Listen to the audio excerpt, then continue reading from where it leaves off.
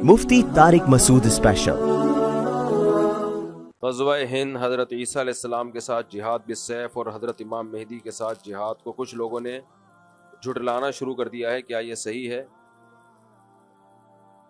हज़रत ईसा अलैहिस्सलाम के साथ मिलके जिहाद होगा, हज़रत महदी की क़ियादत में जिहाद होगा। ये तो बुखारी मुस्लिम की सही अहादीस से साबित है और उम्मत का इजमाई अक़ीदा है। इसका इनकार करना ये गुमराही है। बाकी देखो, नबी सल्लल्लाहु अलैहि वसल्लम ने जितनी भी मुस्तक़बिल की पेशगोइयाँ की हैं उनमें कुछ तो पूरी हो चुकी हैं।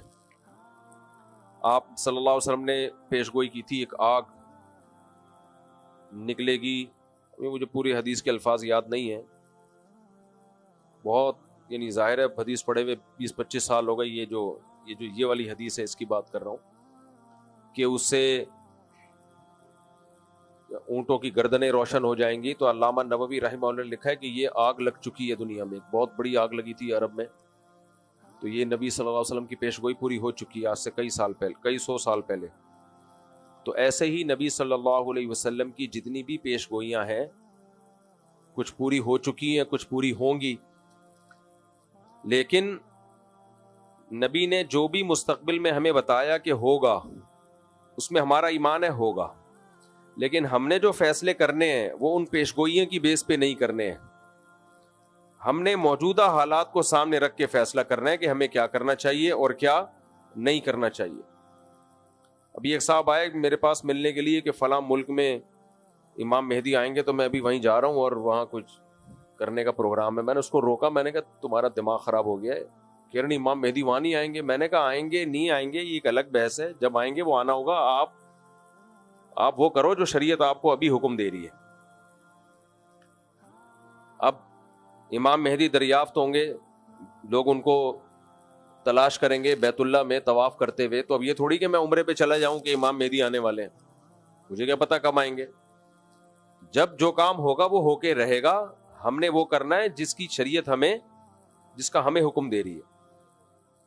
देखो, नबी सल्लल्लाहु अलैहि वसल्लम की सीरत में जिहाद भी नजर आएगा आपको, दावत भी नजर आएगी, बर्दाश्त भी नजर आएगा, इंतकाम लेना भी नजर आएगा। ये सब चीजें नबी सल्लल्लाहु अलैहि वसल्लम की सीरत में है। इंतकाम भी लिया आपने, बर्दाश्त भी किया आपने, जिहाद भी किया आपने, जिहाद को टाला भी है आपने। सुलह हुदैबिया में आपने जिहाद को टाला है। यहूदियों से दुश्मनी भी की। इधर तवज्जो करें मेरी तरफ, उधर क्या देख रहे हैं। यहूदियों से आपने दुश्मनी भी की और यहूदियों से मुआहदे करके एग्रीमेंट भी किए, जंग बंदी के। तो इससे पता चलता है भाई, इस्लाम हमें हुक्म देता है ग्राउंड रियलिटी, जमीनी हकीकत को सामने रख के फैसला करो। जमीनी हकीकत को सामने रख के फैसला करो क्या करना चाहिए और क्या नहीं करना चाहिए। तो दो मैदान हैं जो इस्लाम ने हमें दिए। एक मैदान है दावत का और एक मैदान है जिहाद का। तो जिहाद के मैदान में ये फैसला करना पहले जरूरी है कि कहां होगा कहां नहीं होगा, उसके असबाब क्या हैं आपके पास। नबी सल्लल्लाहु अलैहि वसल्लम ने मक्का में 13 साल जिहाद नहीं किया, असबाब नहीं थे। नूह अलैहिस्सलाम ने 950 साल जिहाद नहीं किया, इसलिए कि 40-50 लोग पूरी कौम से नहीं लड़ सकते थे। बनी इसराइल ने हजरत मूसा अलैहिस्सलाम जब तक नहीं आए फिरौन के खिलाफ बगावत नहीं की, और मूसा अलैहिस्सलाम के आने के बाद भी बगावत नहीं हुई है। क्यों? फिरौन बहुत ताकतवर था, वो बनी इसराइल के बच्चे ज़बा कर रहा था। तो जो कौम अपने बच्चे ज़बा होने से नहीं बचा सक रही, वो उसके खिलाफ तलवार लेके कैसे चढ़ जाती फिरौन के खिलाफ, इतना ताकतवर था। तो अल्लाह ने वहां भी असबाब इख्तियार करने का हुक्म दिया। मूसा अलैहिस्सलाम से फरमाया वअवहैना इला मूसा व अखीही अन तबव्वआ लिकौमिकुमा बिमिस्र बुयूतन वजअलू बुयूतकुम क़िबला। क्या मूसा, आप अपनी कौम से कह दें कि अपने घरों में नमाज पढ़ो और अल्लाह की मदद का इंतजार करो। बस ये नहीं कहा कि बस जाके जो है ना फिरौन पे चढ़ाई कर दो। सबर सबर सबर।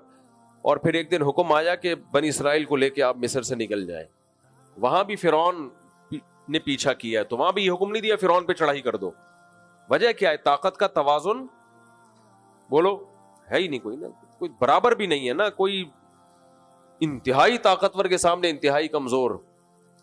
ہاں کہیں معجزہ ہو گیا تو ایک الگ بات ہے کہ کمزور کو اللہ نے بہت زیادہ طاقتور پہ غالب کر دیا، یا اللہ نے خود حکم دیا ہو کمزور کو کہ براہ راست کے لڑو، تو پھر تو لڑنے کے علاوہ کوئی آپشن نہیں ہے. جب تک آسمان سے وحی نہیں آ جاتی تو وہاں پھر اللہ کا حکم یہی ہے، ان یکم منکم مئۃ یغلبوا مئتین، 100 اور 200 کا ریشو کم از کم ہونا چاہیے، آدھی طاقت ہونی چاہیے. آدھی بھی نہیں ہے تو پھر اجازت نہیں ہے لڑنے کی. اتنی طاقت ہو تو جا کے کرو یہ کام، ورنہ آرام سے بیٹھے رہو، اس سے بھی جاؤ گے جو ہے.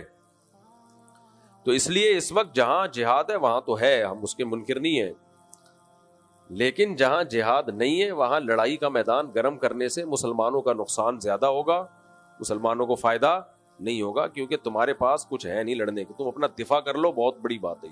ابھی تو اپنے ملک کو بچا لو بس. اور ہمارے یہاں کہتے ہیں ملک پہ ادھر جا کے چڑھائی کر دو. تو چڑھائی کرو گے کن میزائلوں سے؟ امریکہ سے میزائل لے کے امریکہ پہ چڑھائی کرو گے؟ امریکہ تمہیں جہاز دے گا اپنے اوپر چڑھائی کرنے کے لیے؟ تو ابھی اپنے ملک کو بچا لو کسی طریقے سے، اس کی سالمیت خطرے میں ہے. ابھی سب سے بڑا جہاد یہی ہے کہ ملک بچا لو آپ.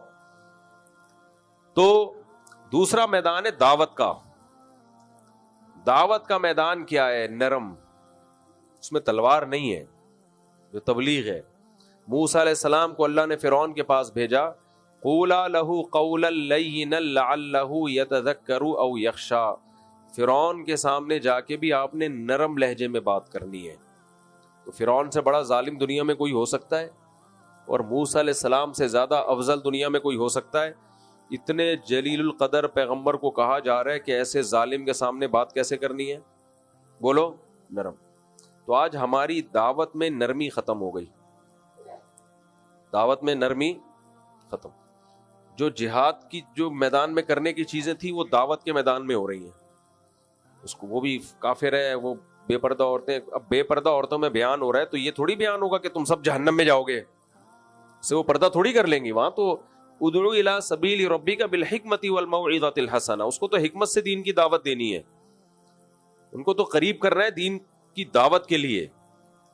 تو یہ بہت بڑا مسئلہ ہے. اب گھر میں جو شخص دیندار بن جاتا ہے وہ بدتمیز بہت ہو جاتا ہے. گھر میں جو بھائی نمازی پرہیزگار ہوگا وہ کیا ہوگا؟ بدتمیز. تو ماں باپ کہتے ہیں باقی سارے نارمل ہے، یہ کچھ عجیب سی چیز آ گئی ہے مارکیٹ میں.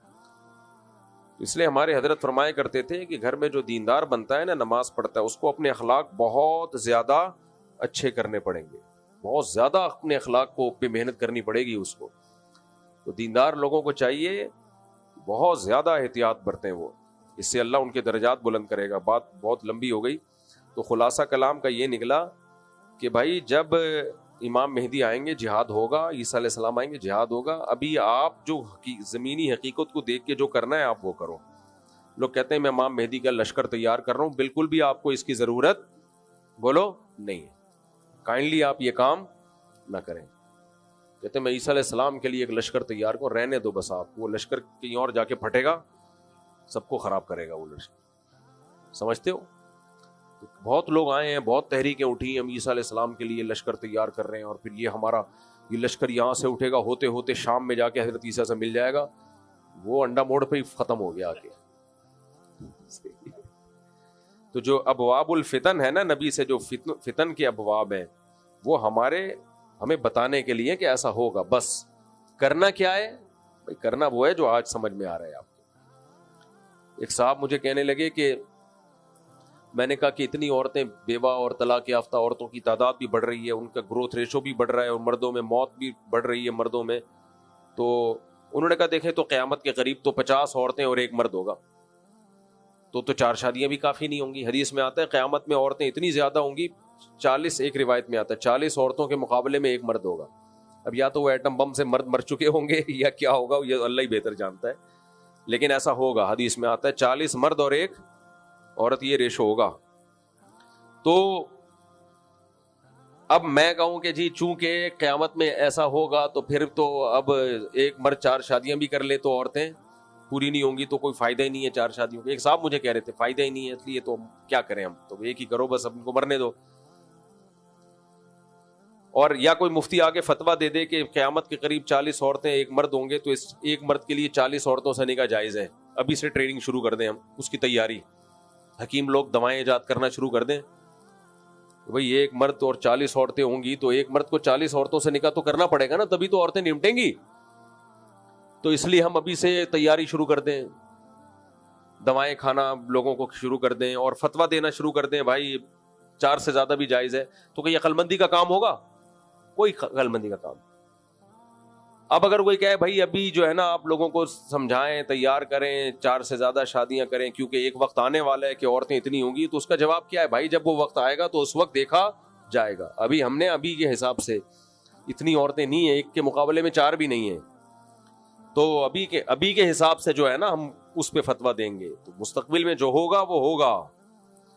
تو ایسے تو حدیث میں آتا ہے کہ جب قیامت آئے گی نا تو ایک شخص بھی اللہ کا نام لینے والا نہیں ہوگا.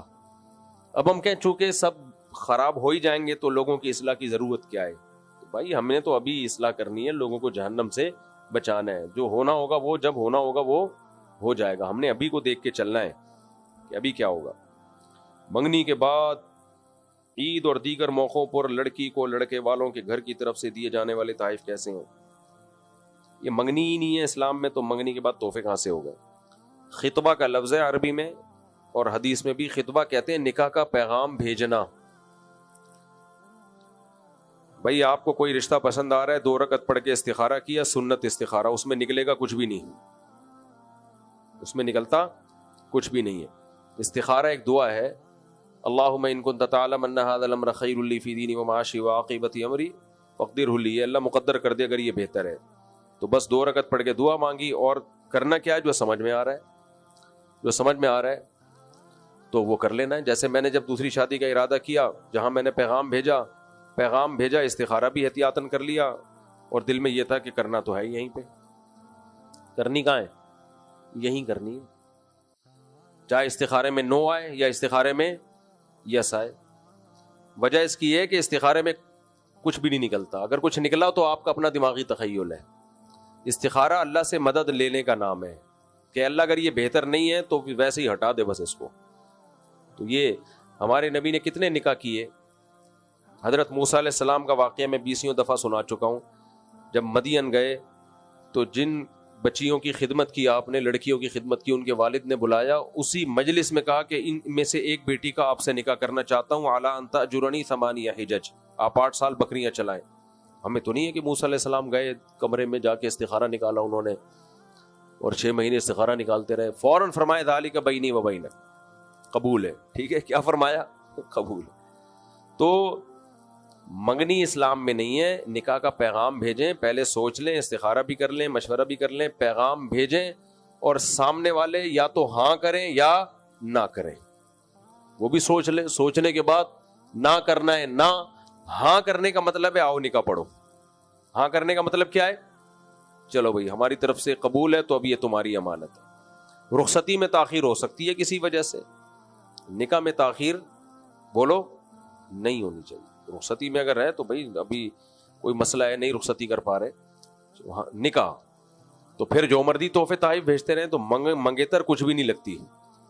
سمجھتے ہو, اس کو تحفے اور گفٹ بھیج کے فری کرانے کی ضرورت نہیں ہے. اور منگنیوں میں ٹوٹنے کا ریشو بھی بہت زیادہ ہوتا ہے, کیونکہ اسی دوران ادھر ادھر بھی سیٹنگ اس کی بھی ہو چکی ہوتی ہے اور اس کی بھی ہو چکی ہوتی ہے. منگنی ہے نا, اس کے کوئی شرعی عقد تو ہے نہیں ہے. کیا قرآن کو اردو میں پڑھنے تاکہ سمجھا جا سکے, کیا اس طرح پڑھنے سے بھی ثواب ملتا ہے؟ ملتا ہے, لیکن جو اصل ثواب عربی میں پڑھنے سے ملتا ہے. قرآن اللہ کا کلام ہے جو عربی میں ہے, وہ انگلش یا اردو میں نہیں ہے. نبی صلی اللہ علیہ وسلم نے فرمایا جس نے الف لام میم پڑھا اس کو 30 نیکیاں ملتی ہیں. حضرت مولانا اشرف علی تھانوی رحمہ اللہ نے بڑی زبردست بات لکھی ہے. فرمایا نبی نے مثال دی ہے حروف مقطعات کی, جن کا مطلب اللہ کے سوا کسی کو معلوم نہیں ہے. تو اس سے پتہ چلتا ہے قرآن بغیر مطلب کے سمجھے بھی 30 نیکیاں ملتی ہیں, 3 کلموں پر مشتمل ایک لفظ, ایک کلمہ پڑھنے سے. تو الف 10 نیکیاں, لام 10 نیکیاں, میم 10 نیکیاں. تو یہ بغیر سمجھے پڑھنے پر ہے, تو سمجھ کے بھی پڑھو اور بغیر سمجھے بھی پڑھو. آپ جو مطالعہ کرتے ہیں نا قرآن کا, اس پہ تلاوت کا ثواب نہیں ملتا. ٹھیک ہے, تفسیر سمجھنے کا ثواب مل جاتا ہے, تو تلاوت کا ثواب جب بھی ملتا ہے. اچھا, میری تفسیر کے لیکچر ہیں مفتی طارق مسعود اسپیچز, جو ہمارا چینل ہے, تو اس پہ جا کے وہ لیکچر سنیں شروع سے, اس سے قرآن انشاءاللہ آپ کو قرآن کی زبان میں سمجھ میں آئے گا. تو تفسیر بھی پڑھا کریں, تلاوت بھی کیا کریں. جلدی جلدی مکمل کر لیں میرا بھائی. ہو گیا صلاۃ التسبیح ہو گیا. کیا غزوہ ہند کا کیا حکم ہے؟ غزوہ ہند کا حکم یہ ہے کہ آرام سے انسان کے بچے بیٹھ کے پاکستان کو بچانے کی کوشش کرو, جب ہونا ہوگا ہو جائے گا. ابھی ملک کی حالت دیکھو, ملک کو بچاؤ. ابھی فی الحال اکنامکلی ملک کو مضبوط کرو. کھانے کو روٹی نہیں ہے لوگوں کے پاس, دھماکے کتنے ہو رہے ہیں, دہشت گرد ادھر, دہشت گردوں کو کچھ ڈاکو آئے تھے, ان کو پکڑ کے اللہ کا شکر ہے لوگوں نے اگلے پچھلے سب گناہ ان کے معاف کر دیے. ابھی یہ کام کرو. پھر کوئی اٹھے گا غزوہ ہند کے نام پہ چندہ کرنا شروع کر دے گا, اور پھر تمہیں کہیں لے جائے گا ایسے انلیگل کاموں میں. پھر ایجنسیاں اٹھاتی ہیں, چمڑیاں ادھیڑتی ہیں, پھر مسنگ پرسن بن جاتے ہو, پھر نئے کیسز شروع ہوتے ہیں. آرام سے انسان کے بچے بنو, پڑھائی کرو, نماز پڑھو, روزہ رکھو, تبلیغ میں وقت لگاؤ, لوگوں کو دین کی دعوت دو تبلیغ میں نکل کے, اور ملک کو بچانے کی بات کرو. پیشاب کے قطروں کا گمان ہوتا ہو تو وضو کا کیا حکم ہے؟ گمان سے وضو نہیں ٹوٹتا. پیشاب کا قطرہ نکلنے کا اتنا یقین ہو کہ قسم اٹھا کے کہے کہ میرا پیشاب کا قطرہ نکلا ہے. بعض لوگ کہتے ہیں ہم کنفیوز ہیں, قسم اٹھائیں کہ نہیں اٹھائیں. اس کا مطلب نہیں اٹھا سکتے آپ. 100% یقین ہو پھر وضو ٹوٹے گا. کیا پب جی وغیرہ انہوں نے صحیح ٹائم ویسٹنگ ہے بھائی, برائی ہے یہ, اس کو سے بچاؤ اپنے آپ کو. بس آخری 2 سوال رہ گئے, ابھی ہو گئے. کیا صلاۃ التسبیح مستند عمل ہے؟ صلاۃ التسبیح اختلافی مسئلے مت چھیڑا کرو رمضان میں خاص طور پہ. پھر جب چھیڑتا ہوں تو پھر کمنٹس آنا شروع ہوتے ہیں. پوچھ لیا ہے تو بتا دیتا ہوں. صلاۃ التسبیح پر چند پوائنٹ یاد رکھو. سب سے پہلی بات, کوئی صحیح حدیث اس پر موجود نہیں ہے. کوئی ایک بھی ایسی حدیث نہیں ہے جس کی سند بالکل ٹھیک ہو. لیکن چونکہ بہت کثرت سے حدیثیں ہیں تو محدثین کا اصول ہے کہ ضعیف حدیث تعدد طرق کی وجہ سے حسن درجے کو پہنچ جاتی ہے, قابل قبول بن جاتی ہے. میں نے جب یہ بات کہی نا تو ایک صاحب نے کمنٹس کیے ہوئے تھے, بہت سارے لوگ مل کے جھوٹ بولیں تو کیا وہ سچ ہو جائے گا؟ بھائی بہت سارے لوگ مل کے جھوٹ نہیں بول رہے. ضعیف حدیث موضوع من گھڑت نہیں ہوتی. اگر راوی کا جھوٹا ہونا ثابت ہو جائے نا تو وہ حدیث ضعیف نہیں کہلاتی, وہ تو موضوع من گھڑت کہلاتی ہے.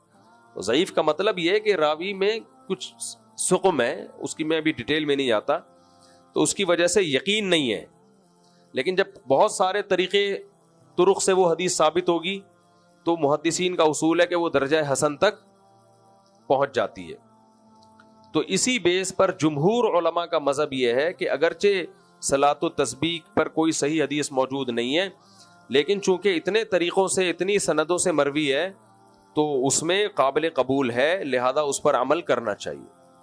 لیکن بعض علماء کا موقف یہ ہے کہ یہ اصول تو اپنی جگہ درست ہے کہ بہت ساری ضعیف حدیث ہوں گی تو وہ عمل حسن کو پہنچ جاتا ہے, وہ حدیث حسن ہوتی ہے, وہ قابل قبول ہوتی ہے, اس سے شرعی مسئلہ بھی ثابت ہو جاتا ہے. لیکن ان کا اصول یہ ہے بہت سارے علماء کا, جس میں علامہ ابن تیمیہ رحمہ اللہ بھی داخل ہے, اور میرا بھی رجحان اسی رائے کی طرف ہے, وہ یہ ہے کہ اگرچہ ضعیف حدیث جب بہت کثرت سے ہو تو وہ قابل قبول ہے, وہ حسن ہے, لیکن اس سے جو عمل ثابت ہو رہا ہے اگر وہ متواتر حدیثوں کے بالکل اگینسٹ ہے تو پھر حنفیہ کا موقف یہ ہے کہ صحیح بخاری کی حدیث بھی اگر متواتر کے خلاف ہوگی تو حنفیہ رد کر دیتے ہیں, تو حسن کو کیسے قبول کیا جائے؟ تھوڑی گاڑی بات ہو گئی, اوپر سے گزر گئی ہو. ان کو عربی میں سمجھائیں آپ میں کیا کہہ رہا ہوں. بس مکمل. السلام علیکم, جلدی جلدی. ہاں پہنا دو پہنا دو پہنا دو پہنا دو. اپنا لیپ ٹاپ بیچنے کے لیے, اس کو کیا ہو گیا بھائی؟ لیپ ٹاپ میں نے ہیلو, ہاں بھائی, میں نے لیپ ٹاپ بھیجا ہے کسی کو نا صدر میں بیچنے کے لیے اپنا, تو کہہ رہے مجھ صاحب 180 لگ رہے تھے لیکن یہ بندہ 170 میں لے رہا ہے. میں نے کہا پہنا دے, پہنا دو. تو میں یہ عرض کر رہا تھا, سمجھ میں آ رہی ہے بات جو میں علمی ایک بات بیان کر رہا ہوں. حنفیہ کا جو اصول فقہ میں ہے نا, جو ہم پڑھتے ہیں اصول فقہ میں, احناف کا موقف یہ ہے کہ اگر ایک عمل متواتر حدیث جس کو بہت لوگ نقل کر رہے ہیں, اور قرآن تو سب پورا متواتر ہے, اس سے اگر ثابت ہو تو اس کے مقابلے میں اگر بخاری کی حدیث بھی آ جائے گی تو رد کر دیا جائے گا. یہ احناف کا موقف ہے، جو بہت 100% یقینی ہے اس کو لیا جائے گا. تو اب یہ جو ہم نماز پڑھتے ہیں ڈیلی بیسس پہ، رکوع میں تسبیحات، سورہ فاتحہ پڑھی، پھر اس کے بعد سورت ملا کے فوراً رکوع کرتے ہیں، تو متواتر حدیثوں سے جو نماز ثابت ہے اس نماز سے یہ پتہ چلتا ہے کہ آپ تلاوت اور رکوع میں تاخیر نہیں کر سکتے. اگر آپ نے تاخیر کی سجدہ سہو لازم ہو جائے گا، آپ کے اوپر سجدہ سہو لازم ہوگا. اور اسی طرح سورہ فاتحہ اور سورت کے درمیان میں وقفہ تاخیر نہیں کر سکتے، کیا تو سجدہ سہو لازم ہو جائے گا. یہ متواتر احادیث سے ثابت ہے یہ بات. اور صلاۃ التسبیح بالکل اس کے الٹ ہے، آپ اس میں تسبیحات پڑھ کے رکوع اور تلاوت میں کیا کرتے ہیں؟ تاخیر. تو اس لیے احناف کا جو اصول فقہ ہے نا، اس اصول کی روشنی میں، جو حنفیہ کا امام حنیفہ کا جو اصول ہے، اس اصول کی روشنی میں صلاۃ التسبیح فقہ حنفی کے اصولوں پہ نہیں فٹ بیٹھتی، کیونکہ حسن حدیث ہے، صحیح بھی نہیں ہے. حسن حدیث ان متواتر حدیثوں کے خلاف ہے، جو متواتر حدیثوں سے نماز کی ایک الگ کیفیت ثابت ہو رہی ہے. اس لیے ابن تیمیہ رحمہ اللہ، وہ حالانکہ وہ تو حنبلی تھے، لیکن انہوں نے بھی یہ بات لکھی ہے، لم یثبت مثلہ بمثلہ، ایسی نماز جو متواتر حدیثوں کے خلاف ہو، وہ والی نماز اس جیسی حدیث سے ثابت نہیں ہو سکتی، اس کے لیے اتنی ہی پاورفل حدیثیں ہونی چاہیے. تو یہ چند علماء کا موقف ہے، لیکن جمہور کا موقف بہرحال یہی ہے کہ چونکہ وہ ایک عام اصول جو محدثین کا اصول ہے کہ ضعیف حدیث تعدد طرق کی وجہ سے کیا بن جاتی ہے؟ حسن. تو وہ کہتے ہیں حسن ہے، لہذا صحیح کے حکم میں ہی ہے، لہذا جائز ہے. ناصر الدین البانی رحمہ اللہ تعالی جو سلفی عالم تھے، انہوں نے بھی صلاۃ التسبیح کو سنت قرار دیا ہے، لیکن عبداللہ ابن مبارک کی تقلید کی ہے انہوں نے اس مسئلے میں. انہوں نے کہا کہ اگرچہ حدیثیں ضعیف ہیں، لیکن عبداللہ ابن مبارک چونکہ اس کے قائل تھے اور وہ بہت بڑے محدث ہیں، تو عبداللہ ابن مبارک جیسا محدث اگر اس کا قائل ہے تو ہم اس کا انکار نہیں کر سکتے. تو ہم یہ کہتے ہیں یہی تو تقلید ہے، اسی کو کیا کہتے ہیں؟ تقلید. تو یہ تقلید جب ابو حنیفہ کی ہو تو حرام ہے، اور البانی کی ہو تو جائز ہے، کیسے ہو سکتا ہے یہ؟ لیکن علامہ البانی پھر بھی بہت معتدل تھے، تقلید کے معاملے میں بھی بہت معتدل تھے وہ. تو اگر کوئی ان کی رائے کو فالو کرتا ہے کہ بھئی عبداللہ ابن مبارک اس کے قائل تھے، تو بھی ہمیں کوئی اعتراض نہیں ہے. تو اختلافی مسئلہ ہے، اس میں شدت جائز نہیں ہے. لہذا میں خود تو نہیں پڑھتا، لیکن اگر کوئی پڑھ رہا ہو تو اسے فضیلت بھی سنا دیتا ہوں، اور جمہور کے موقف پر عمل کر رہا ہے تو اس کو بدعت کہنا جائز نہیں ہے. یہ میرے منہ سے کبھی نہیں نکلا کہ صلاۃ التسبیح بدعت ہے. تو میرا موقف یہی ہے کہ جو عام نمازیں ہیں، جتنی دیر صلاۃ التسبیح میں لگے گی اتنی دیر وہی والی نماز میں لگا دو. لیکن اگر کوئی پڑھ رہا ہے تو بدعت ہی نہیں کہہ سکتے، اور اللہ کی رحمت سے امید بھی کی جائے گی کہ اس کو وہ اجر ملے گا جو روایات میں آتا ہے، کیونکہ جمہور کی رائے پر عمل کر رہا ہے، وہ کلعدم نہیں ہے.